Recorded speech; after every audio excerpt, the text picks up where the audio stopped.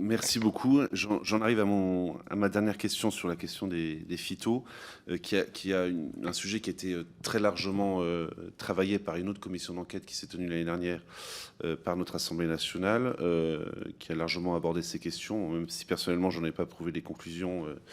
Il y a en tout cas une prise de conscience chez certains de ce genre de difficultés, ce qui a valu d'ailleurs tout le débat sur les indicateurs du plan Ecophyto, où là nous sommes parvenus à une réelle avancée, même si c'était pas gagné avant enfin c'était très très très loin d'être gagné avant la mobilisation agricole. Est-ce que vous pourriez, et je partage ce que vous avez dit sur le manque de visibilité sur la recherche, à partir du moment où l'objectif est de supprimer ou de réduire les phytos quels qu'ils soient, c'est quand même compliqué de demander en même temps aux fabricants d'investir sur des solutions plus vertueuses, puisqu'elles sont destinées à ne plus être utilisées. C'est quand même une situation un peu compliquée pour le progrès agricole. Est-ce que vous pourriez simplement nous préciser, vous avez parlé l'année dernière du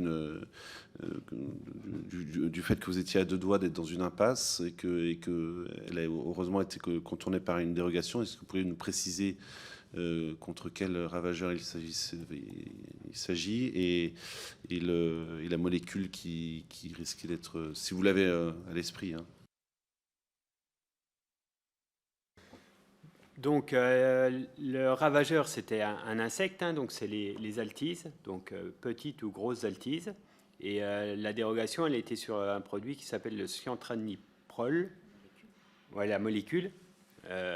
Donc, une molécule qui permet de contrôler ce ravageur. Donc, les demandes qu'on a fait, on avait fait deux types de demandes. Une dérogation pour utiliser cette molécule sur du traitement de semences. Alors, le traitement de semences, c'est ce qui pourrait avoir le moins d'impact en termes de risque, on va dire, de pollution. Par contre, c'est ce qui est, dans l'image de beaucoup de gens, une pollution exceptionnelle. Donc, on n'a pas eu cette dérogation. Par contre, on a eu une dérogation pour utiliser le produit en application foliaire, c'est-à-dire la molécule. Elle existe dans un produit foliaire et on a eu une dérogation pour pouvoir l'utiliser 2 fois dans l'année. C'est-à-dire une fois au moment où les plantes sont fragiles quand elles lèvent et une deuxième fois quand les plantes sont fragiles parce que les grosses altises vont pondre des larves pour éviter que les larves se propagent dans la plante. Donc on a eu cette dérogation-là et aujourd'hui on continue de travailler pour essayer d'avoir à la fois le traitement de semences et la dérogation foliaire. Dans le but de ne pas en utiliser 2 fois plus, mais d'utiliser la bonne molécule ou le bon traitement au bon moment.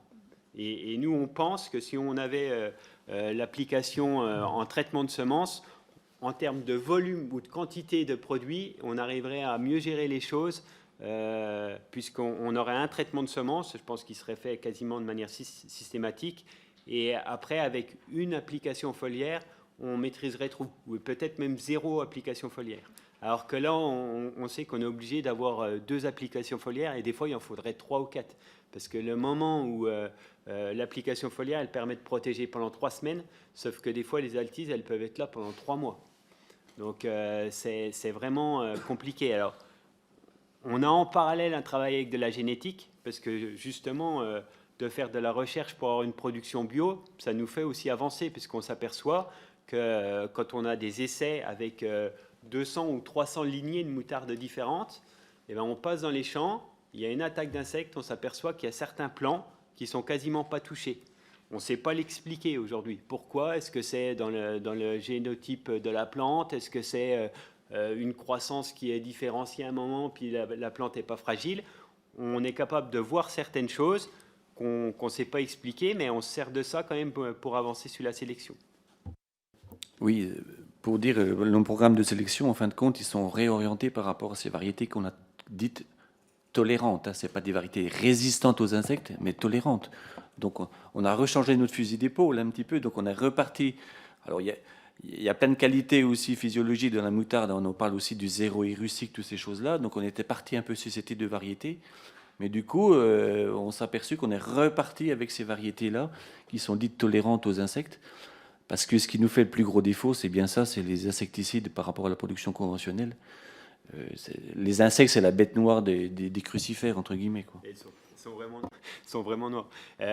Il faut aussi se rendre compte, on ne l'a pas dit ça, avant 2017, le rendement moyen de la filière moutarde, c'était 16 ou 17 quintaux hectares. Aujourd'hui, on est tombé à moins de 1,2 quintaux. Et la différence, avant, quand on faisait 15 à 16 quintaux hectares, la variation, c'était, on va dire, de 10 à 25. Aujourd'hui, la variation, elle est de 0 à 25. Et on a perdu voilà, 30 ou 40% de notre productivité. Donc ça veut dire que pour que ça reste compétitif pour les agriculteurs, ben, il faut que les industriels ils compensent par du prix hein, pour aider à la prise de risque. Donc eux, il y a une limite parce que comment ils vont valoriser à un moment donné le prix du pot de moutarde.